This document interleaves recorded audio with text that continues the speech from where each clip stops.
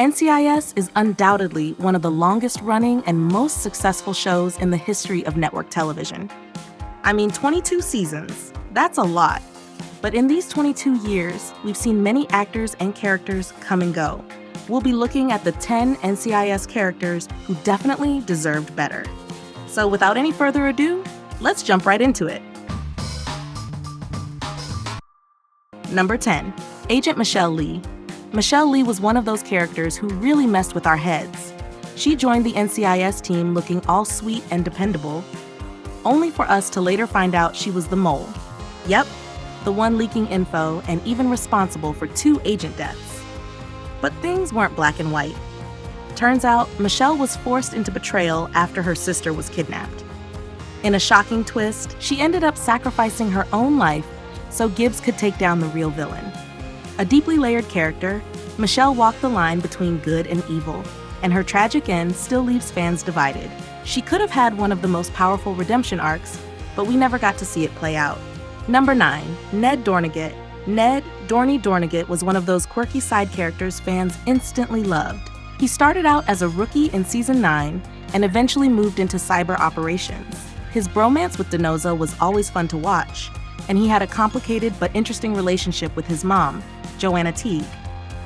Sadly, Dorne's promising path was cut short in Season 12 when he died in an explosion during a mission in Cairo. He went out a hero, but it felt like he was just getting started. Dorne had potential for way more screen time and laughs if only he'd been given the chance. Number 8, Emily Furnell. Emily Furnell's story was one of the saddest in NCIS history.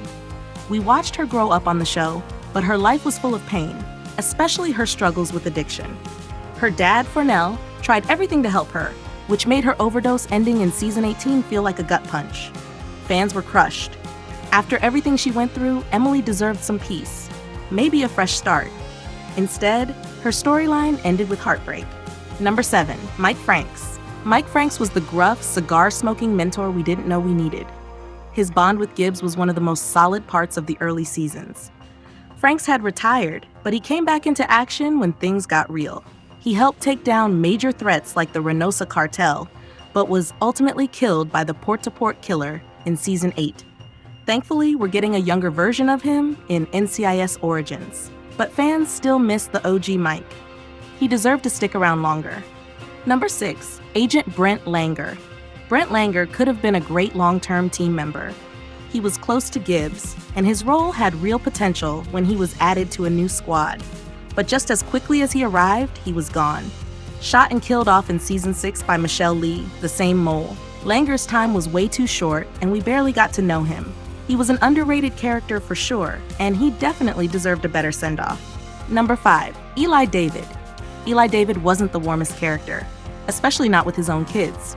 His obsession with protecting Israel led to some questionable decisions, like radicalizing one child and nearly destroying the other. But as complex as he was, Eli had potential for growth and redemption. Instead, he was killed off in a drive-by shooting in Season 10. It would have been compelling to watch him try to fix things with Ziva, but we never got that closure. Number 4, Jackson Gibbs. Gibbs and his dad didn't exactly have the perfect relationship. When Jackson was introduced in Season 6, the two barely spoke. But slowly, they found common ground, fixing up an old car and starting to heal old wounds. Just when it looked like they were finally rebuilding their bond, Jackson passed away from a stroke.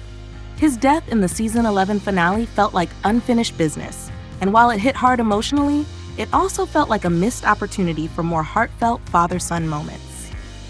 Number 3, Director Jenny Shepard. Jenny Shepard had one of the most intense arcs as the NCIS director. She was powerful, stylish, and deeply personal in her approach to justice. But her past came back to haunt her, literally. After getting involved in a mission gone wrong involving arms dealer La Grenouille, Jenny ended up in a fatal shootout in Season 5. She had so much more story to give, but sadly we lost her too. Number 2, Special Agent Paula Cassidy. Paula Cassidy wasn't around much, only a handful of episodes, but she made a big impression. Guilt-ridden after losing 2 team members on a mission, she made the ultimate sacrifice by stopping a suicide bomber, saving countless lives. Her death was one of the most emotional in the series, and let's be honest, she had so much potential. Number 1, Caitlin Kate Todd. At last, we have Kate Todd, whose death still haunts us all. In Season 2's shocking finale, she was killed mid-sentence by terrorist Ari Haswari. Her death came out of nowhere, making it one of the most memorable and heartbreaking moments in the show's history. Actress Sasha Alexander left the show by choice, but Kate's impact on the team and the audience was massive. She brought smarts, heart, and sass, and honestly, she was taken from us way too soon. Kate's story was just getting started, and fans will forever wonder what could have been. So if you could bring back any 3 characters from this list, who would you choose? Let us know in the comments down below.